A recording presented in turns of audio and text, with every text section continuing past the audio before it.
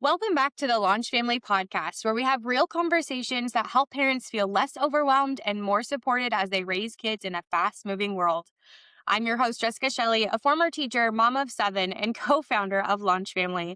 Today, we're talking about something we don't hear enough about in parenting conversations, which is soft skills, the communication, leadership, and emotional intelligence skills that determine how our kids function in relationships, school, work, and life. Our guest today is Scott Asai, who is a speaker and a coach. Scott has actually been building his business since 2007. He landed a TED Talk on soft skills right before COVID, and then carved out a niche helping companies, especially in tech, build the human skills that technology can't replace. But he's also has been a dad, and he and his family live a lifestyle that's built around flexibility, time, and intentionality, including homeschooling. Scott, I am so glad to have you here on the show today. Thanks so much for having me, Jessica. Yeah. Okay, so I want to get into a little bit more of your background because I know we've already connected, but you're brand new to our audience. So for parents that are listening in and meeting you for the first time, give us a little bit of background about your story. Like, how did you get into the coaching work? What were the gaps that you saw? And then why did you kind of decide to focus specifically on filling those gaps? Sure. So if I go back to around 2007, that's actually when I started my business. And I got into coaching because I actually hired a coach when I was at my former employer. And I really liked the process. I loved really being able to talk about my goals and sort of the pace that I work at and, just being able to accomplish them and have someone hold me accountable. And so I liked it so much. I actually picked my coach's brain at the time and asked him, like, how do you do this? And he's like, there's not really a way to do it. You just have to figure out a niche and then figure out how to get people to pay you. And so I was like, okay, well, easier said than done. So, what I initially did after I stepped out of that role was when I was in high school and college, I really had no idea what I wanted to do. So, I felt like the natural thing was I can help students figure out career wise what they want to do. So, I basically marketed myself as a career coach for a year. And I went to private universities. I went to like private high schools, and I would, ask to speak or pass out flyers or whatever like that. And, it was a lot of fun, but it was just a lot of chasing, and I was basically marketing to the parents because they're the ones who are paying for it, but then I was working with the students.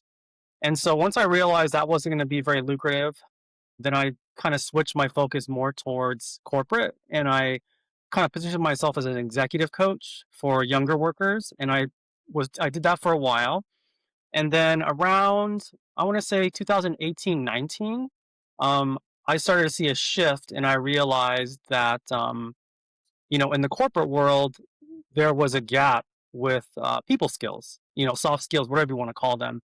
And so I ended up doing a TED Talk, like you'd mentioned before, in 2020. And then when COVID hit and everything shut down, I immediately went to the tech industry and positioned myself as a soft skills expert because I feel like it's a very hard skilled industry and they were lacking in that area. And basically, ever since then, I've been spending my time um, between doing talks, doing workshops, and doing coaching, but it all tends to be around soft skill related topics like leadership, communication, and emotional intelligence. Yeah. And then, like, as you mentioned, you did your TED Talk pre pandemic, and then the world turned upside down. So, have you noticed that soft skills have become even more important during remote work, or is it like a roughly the same? Like, tell us a little bit about have you seen any shifts in that? Yeah, I mean, I would say for the most part, the reason why I went toward technology because I felt like they adapted the best. They just sent people home and they did their work. And quite frankly, they probably didn't need to be in an office to do their work. They are very capable enough of doing that. But I think since then, what I've seen is that, there's been a push for a return to office in the past year or two, and there's been some pushback against it. But I think what I notice is that people in general, we tend to pick on the young people, but it really is like it goes across the generations, is the fact that I think that with technology increasing and evolving, it's really made us dependent upon that. And so I think just having face to face conversations like we're having right now tend to be a little bit awkward and maybe not so natural anymore. And so I feel like I try to tell people that as technology has increased, soft skill abilities have decreased. And you do talk about this like across generations too. And so like as a mom, I'm like, oh my goodness, my children are growing up in this tech world that's I feel like moving faster than ever, right? Like when Yeah. even when we consider what education looked like pre-pandemic and now education now, and then it's like, okay, the jobs that they were maybe like planning to do, like what I want to be when I grow up in kindergarten is like, oh, that job won't exist Yeah. anymore. So when you say soft skills, like let's break this down too for parents that are listening in, because I know we're going to get into like the family lens here in a minute. But when you say soft skills, like what do you mean? Like what are the skills that you're talking about or that you return to like most often, especially like within the family lens, like as their dad? Yeah, I mean, I think communication is always going to be sort of the umbrella one. Your ability to communicate both listening, talking, right? We can go on to things like writing, yeah, sure, kids are not emailing at that time, but they're texting, right? Emojis have come up, right? That's a form of communication. But then we go into things like nonverbal communication, right? Like what we say and what we don't say communicates something. And so I think there needs to be a little bit more of a self-awareness there and also a social awareness in terms of how you're saying something. Maybe it might be like a lack of eye contact. It could be not being present at the time, right? Those types of things. I think it bleeds into something like leadership, which is something that, whether you're corporate or not, you really care about. And your ability to lead people is going to be directly impacted by how well you interact with people, right? So, and then I think a big one too is like empathy or emotional intelligence. How are you reading people? Are you reading the situation? And those types of things, I'd argue to say that even if you go to school and you've been raised a certain way, those are things you just don't learn in the classroom. These are things that you learn through experience. I think as parents, we have to mentor and train our kids. We can't depend on the education system to be able to give them those skills. And I think the reality is that there's so many people who are growing up, going into the working world who don't have those skills that companies are forced to give kind of basic training. But if you're getting basic training, 19, 20, whatever, out of college, you're really behind the eight ball. And so I think as parents, we want to think of what can we do proactively to equip our kids to be able to succeed in the real world once they get into it. I think the question that you just asked is the top of mind question that I have then, which is like, what can we do to prepare our kids? Like you had talked about mentorship and coaching, um, like how we should have that active role and we can't rely on the educational system or however we're educating our child to kind of take care of that. So what are some things that you've done maybe personally, or what would you recommend to parents that are listening in that want to make that type or those things top priority? Yeah, for me, I would consider myself a little bit more of an introvert. I would say my wife is too, but she can be a little bit more enthusiastic in her communication and things like that. And so what we've done is we try to put our kids into social situations. At first they're a little bit hesitant, right? As an example, like at the church that we go to, we're on the welcome team, and so you don't have an excuse to be shy. Your job is to welcome people, right? And so at first we signed our whole family up for it, and my wife and I are fine with it. We can fit into a role. But for them, they kind of sat back at the beginning part, kind of like observed. We didn't really push them too much. But after a while, we're like, hey, you guys are here. You know you're going to be here every week. You got to step into this role and start doing it. And so then they started to greet the kids. We would greet the parents. And now we've been doing it for a couple of years. It's kind of just like that's just what we do, right? I would further go on with that too. Is that one of the co-ops that my kids are in? They actually don't have tests. They have presentations every week. Sometimes they're group. Most of the time they're individual. Sometimes impromptu and some formal, right? And fortunately, our kids are pretty good at it, but I would say it's because they don't have a choice. And so I think of soft skills kind of like like a workout or like developing a muscle in the sense where, if you don't practice, if you don't work out that muscle, it tends to atrophy. And people who are afraid of speaking in front of people, when I look back at myself, I really didn't like it until maybe 10 years ago. I had to get over a mental hurdle, but really, when I think back to it, I just didn't have that opportunities when I was a kid to do those types of things. So I think as parents, we want to give our kids opportunities. Think of like the idea of like an internship, right? Like when we say we want to do this career, it's like, well, how do you know you want to do that? Have you experienced it before? No, I just want to do it. Well, how do you know you want to do it, right? And so the similar way internships work with jobs, right? I think as parents, we should be giving our kids volunteer opportunities to do things, even if they don't like them, even if they fall on their face at first. That's kind of we learn through trial and error. But giving them more opportunities to be honest, fail to a degree. They need that in order to build confidence towards an area that they say, well, you know what? I don't really like doing that. Well, you may never love doing it, but quite frankly, it's a skill that you need. So we're going to make sure that we give you the tools in order to succeed. And attitude wise, that's kind of your call, how you want to handle I think we have a very similar approach too. Like we've got a crew of kiddos in our house, and one of the things that we tell them often is like, you like really when they're birth to 18 is our time to expose them to things, help them, as you had mentioned, like fall on their face. Like, what more supportive environment could you really be falling on your face than with parents that are encouraging you to fall on your face, basically? Like, hey, I know it's going to be hard. We're going to try it again. Like, we're going to like perseverance and grit, resilience. Like, those are other words that kind of come to mind with what you were describing. And I love that you compared it to like working out a muscle, because the word repetition also came to mind. It's like, okay, the it. more that you do something, the easier it will become, right? Like, of course, like if you guys listen back to our very first episode of the Launch Family Podcast to now, it's like I'm sure that we've made it a little bit further just for this year repetition. And so you become more comfortable with it. It's something where you can kind of lean into your own personality with it and kind of own things, look at things from different perspectives. Um, and so I think that what you just mentioned was like hit home, like parents listen in, and give your kids those opportunities. And I love how you guys also were involving your community. Like, it doesn't necessarily have to be within the walls of your home.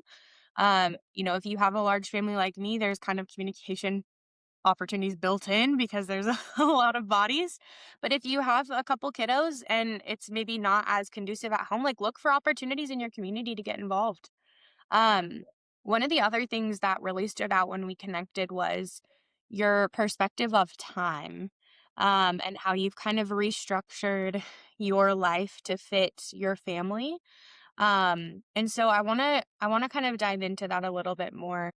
What does that look like for you now? What made you kind of lead into that decision? And what are like the benefits or maybe even potential drawbacks that you've seen from kind of adjusting your life that way?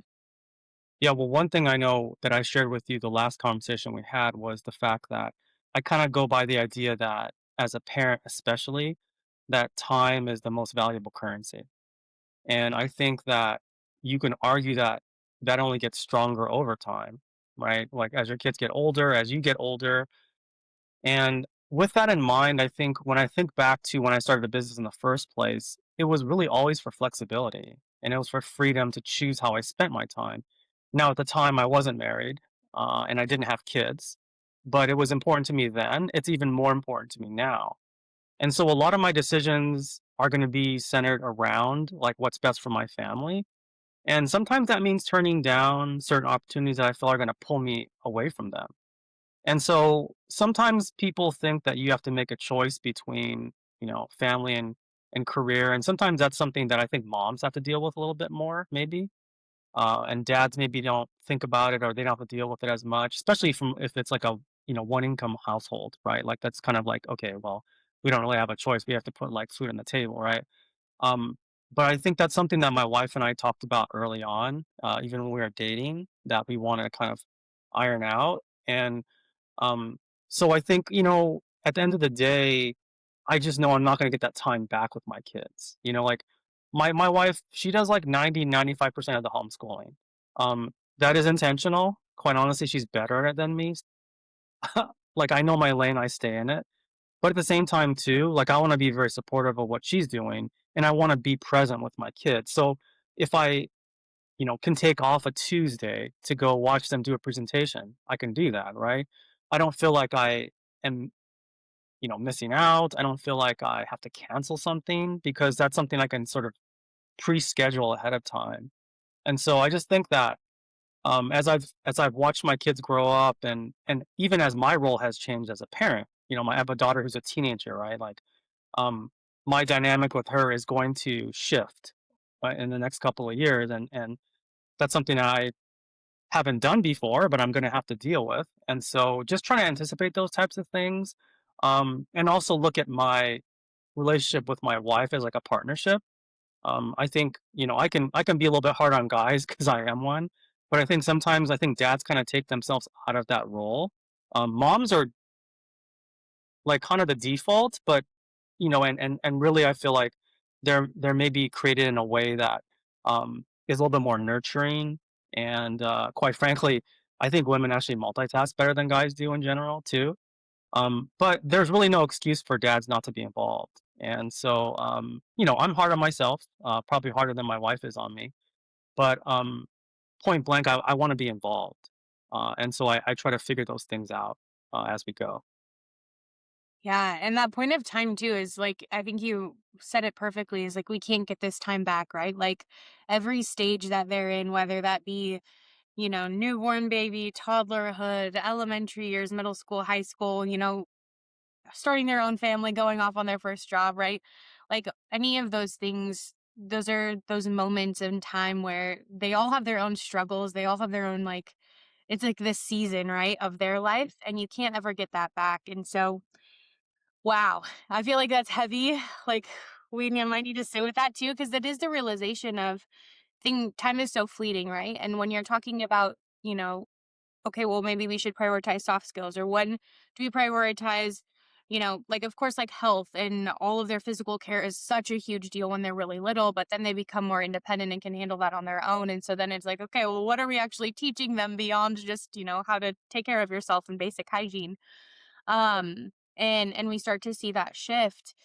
And one of the things that I mean, we homeschool, and I know that you had mentioned that you homeschool as well. What was the reason that you guys decided to homeschool? Was it because of the time piece of like having more time with your kids, or were there other factors in there that also played a role in that decision? I would say at first we kind of were accidental homeschoolers. We actually happened to be at a park that we used to take our kids to. At the time, I think my daughter was like 4 and my son was like 1.5 or 2. They're about 2 to 3 years apart. And there actually was a charter school open house, right in the playground.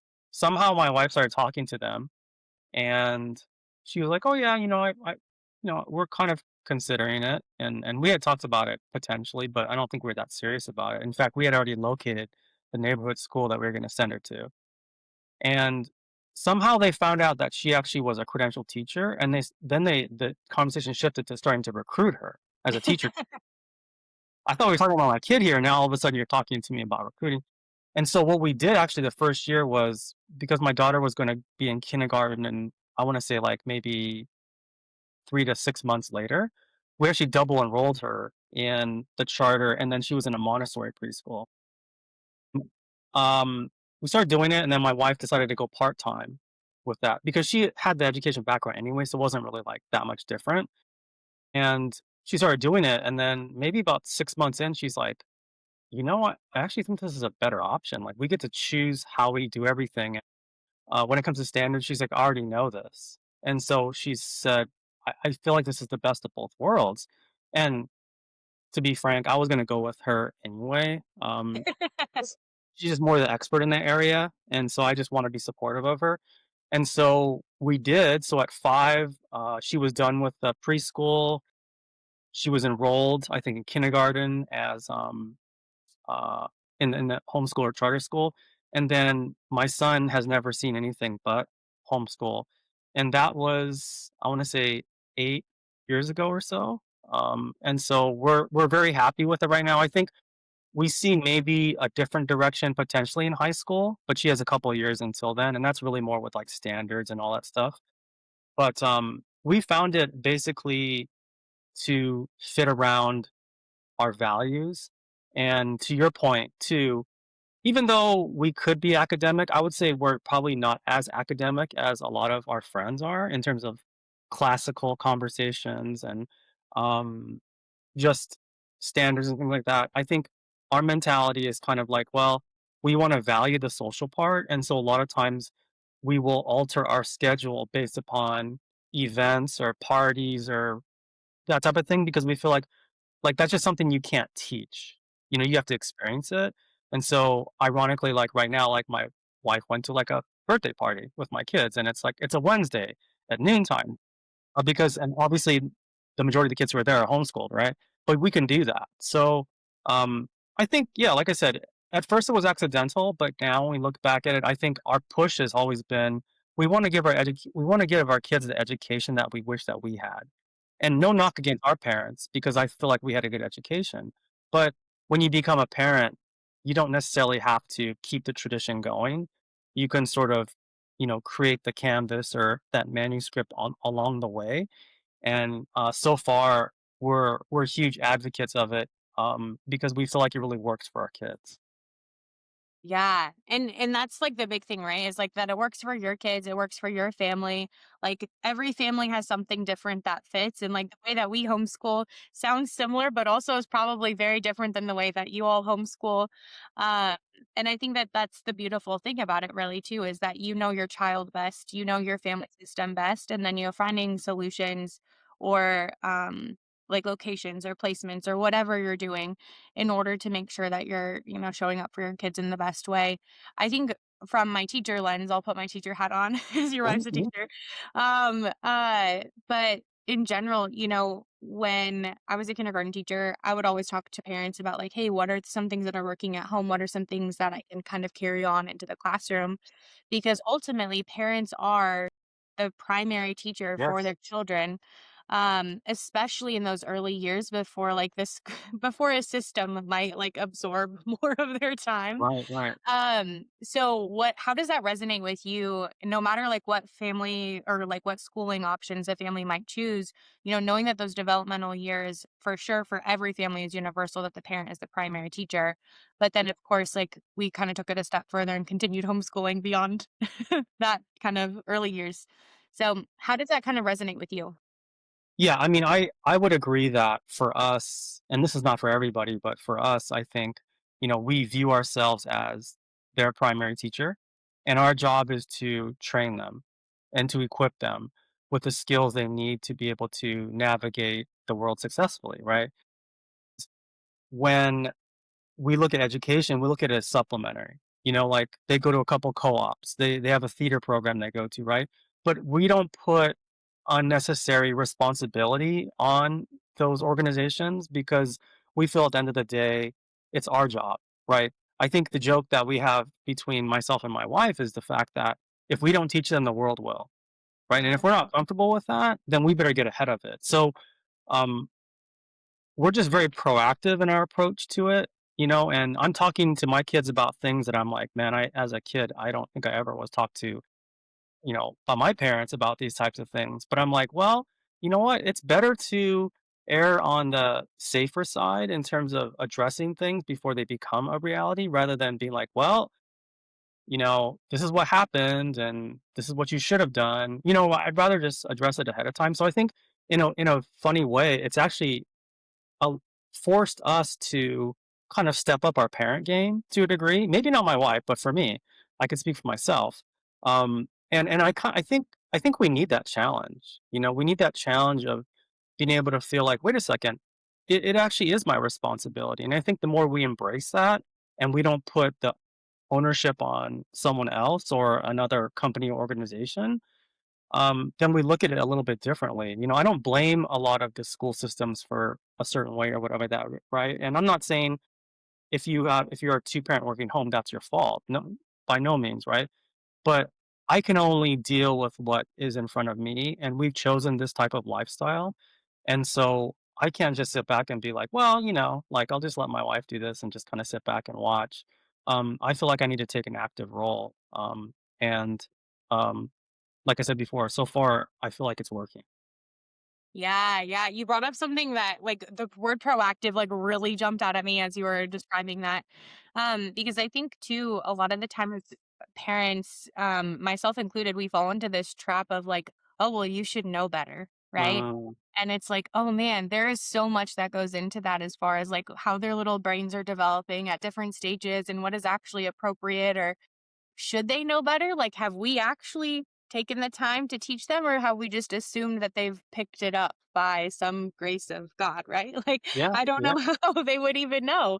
And I remember specifically as a teacher, we would have this conversation when it came to like kiddos that were exhibiting some challenging behavior and stuff, mm, because it is mm, so frustrating and it's hard to navigate as a teacher, let alone a parent, right? If you have a child right, that might be more resistant to things, or having behavior that you don't know how to manage or what to come next or what are they yeah, trying to communicate. And so we just kind of slip into like, well, they should know better. They're 8 years old, right? They're 10 years old. They're 15. They've been in school for how many years? Like you think they'd figure it out. It's like, well, who's actually sat down and practiced this skill with yeah, them? Or like yeah, who's actually had an intentional conversation? Like they just get pushed on to the next thing. And so again, like the reinforcement of like proactive parenting, yeah, uh, and like taking that active role, I think is huge. and yeah. and as you mentioned too, like there's families that have dual incomes, or maybe they're single parents that are trying to do it all. So if a parent is exhausted or stretched thin, like what encouragement would you give them, or what's one thing that they can do this week to show up and be more intentional, even just in one of those micro moments that they might have? Yeah, I mean, like I said, I feel like we have that luxury, my wife and I, right now, of, really being present and having that time with them, right? But, if you're in a situation where you feel like you don't have and you just have pockets here and there, um, part of my encouragement would be when you do have free time, like really get to know your kid inside out, right? Like what their strengths are, what their weaknesses are, where they need help, where they shine, right? I think so often we're thinking in terms of tasks, like what do they need to know, and those things are all good, right? But I think of the analogy of like you know the micromanager, or like um, or the polar opposite would be like my favorite manager, right? And what's the difference? The difference is that one, you feel like they care about you, and one, you feel like they don't, right? And I don't think that analogy is too far off from how a kid views their parent, right? Like if you're in a situation where you can't spend that much time with your kid, like that's not your fault, But in those pockets of time that you do have, are you really sitting down with them and getting to know them? And if a parent calls you and saying, "Hey, so and so is having this, behavior issue at school or whatever like that," right? Like before you bark at your kid and blame them for something, like why are they having that issue, right? Like, are they acting out because they're missing mom and dad? Is that their way of coping at school? In a place where they feel like they may get attention, and you and I both know that sometimes for kids, like even negative attention is better than no attention, right? So, um, I just kind of go back to the fact of like, as a parent, I want to know my kid better than a teacher knows them, or an adult or a mentor knows them, right? Like, not to say that I'm always going to be the one delivering the information, because they may tune me out at a certain point, right? On those people, right? Those trusted people. But until that point, I want to feel like I actually really know my kids, and the really only way of doing that is being able to spend, you know, as much quality time as I can, um, and not take someone else's word for it, right? It's like it's through my own eyes, through my own experience that I can say that. Yeah. No, I think that that's a really big point too. Is like the quality time. It's not always quantity time, right? Like if you don't have the sheer quantity available, how can you really optimize for quality then in those moments? And I know we've talked about it on another podcast too, but this idea of coming at it from like a posture of curiosity, and Yeah, like not just being like your default, like, oh yeah, well tell me more about that. Oh, that's super interesting. I've never even heard of that before. And, before they know it, like they're talking, they'll yeah, tell you everything. yeah, yeah, And what a great way to just break down the walls, because they are little humans, right? Like that's what we're training up, is this future generation and the adults that are going to be, working and contributing to society. And we hope that they can also be, empathetic and communicate with others, and definitely. have some of those leadership skills that maybe have even been modeled within their home. Uh, so what a great encouragement and positive note for parents to just be like, okay, lean into those little pockets that you have, however that looks for you. Well, before we wrap up, like any other lasting thoughts that you want to share with parents that are listening in today? Yeah, sure. I mean, I would say another sort of practical encouragement when it comes to something like leadership, because it's something that's talked about, when a kid is little to like when an adult is in their last days, right? Like it's kind of like an evergreen topic, right? Like it's something that we talk about all the time. I would just encourage whether you see your kid as a leader or not is really besides the point. I think everyone can learn leadership skills, and different people have different potential in particular areas. But I would just say from our experience, one thing that we've done is um, I've noticed over time that we try to model the type of behaviors that we want to see from our kids. So, as an example, like our kids, it's funny, they tend to little kids tend to gravitate towards them, and they kind of play that older brother, older sister role. And there's only two of them in the family, but I think it's because when we are in situations, we try to kind of play that role to like our peers, and our other families and stuff like that. I noticed that a lot of the families that we have gotten close to in the past couple of years, they've been a little bit younger than us. Not a lot, but a little bit younger than us. Every once in a while, someone will say, "Wait, how old are you?" And I kind of, "Oh, where did that come from?" But I noticed that the gap between a lot of the parents that we talk to is the same gap that is between my kids and some of the kids that they talk to. And my wife and I were talking about it the other day, and we're like, where did that even come from? They're like, well, I guess they just see us do it, so they just kind of do that. So I would just encourage when it comes to leadership, you can say all you want. There's not a lack of information that's out there. Quite frankly, you can search any topic on YouTube and be sick to your stomach with all the information that's out there. Right? Ultimately, I think as a parent, it's important to show more than tell.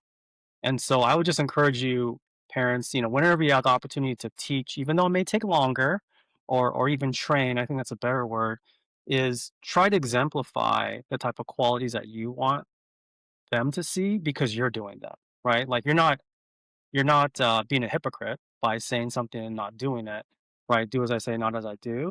But you're actually showing them, and I think that's more powerful of an example. I think we all tend to learn like that, and we all have a leadership skill in us that we can exemplify to them. And I think that's really what kids will remember. They're going to soak that in. They're not going to say, "Mom and Dad sat down and talked to me about this." They're going to be like, "Mom and Dad do this, so I just figured that's what I should do." Right? It's huge. Yeah. The ability for them to see it, experience it, adding some language around it too, as it's like developmentally appropriate, of course, is helpful. But in general, this idea that the environment that you're creating at home really is whatever they're saying, right? So you're Yeah. living that out. That's the example that they see. Well, Scott, I just want to thank you so much for the conversation because it is such a needed reminder that the soft skills aren't just like the corporate buzzwords that get caught up, but they're actually the skills that shape our family culture and societal culture as well. So, the other piece that really stood out was like this idea that the time is currency, right? And connection is the point. Intentionality is how we protect what matters most, especially in the seasons that go by faster than we think that they ever will. Yeah. So to our listeners, we'll be sure to link Scott's TED Talk, his work, and ways to connect with him in the show notes. And if this episode resonated, be sure to share it with a parent who's trying to balance ambition and presence and needs permission to choose their people first. We'll see you next time on the Launch Family Podcast.